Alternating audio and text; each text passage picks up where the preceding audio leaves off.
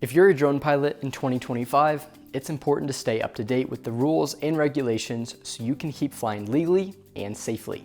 So let's break down the top rules you need to know going into the new year.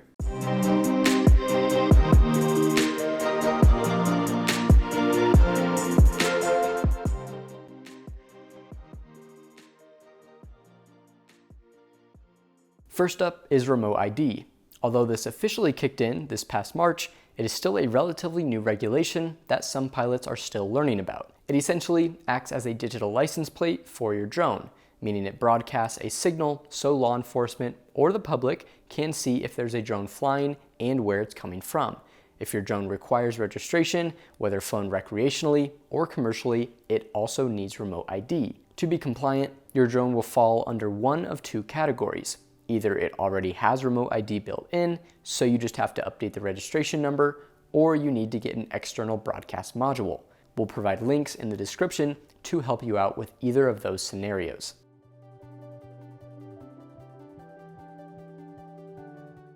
Next up, the potential DJI ban, easily one of the biggest drone stories of the year. The 2025 National Defense Authorization Act, or NDAA, was just released, and here's the good news. There's no mention of an outright DJI ban. Instead, the NDAA calls for the formation of an agency to investigate DJI and Autel Robotics for any potential national security threats. If any concerns are found, the agency has 30 days to report its findings to Congress. So for now, it's a waiting game.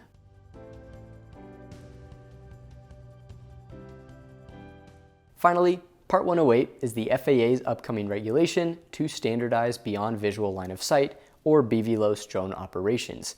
Right now, under Part 107, pilots can only fly within visual line of sight unless they get waivers. Part 108 aims to change that, unlocking longer, more complex missions for industries like delivery, inspections, and agriculture. The FAA's BVLOS committee kicked this off all the way back in 2021.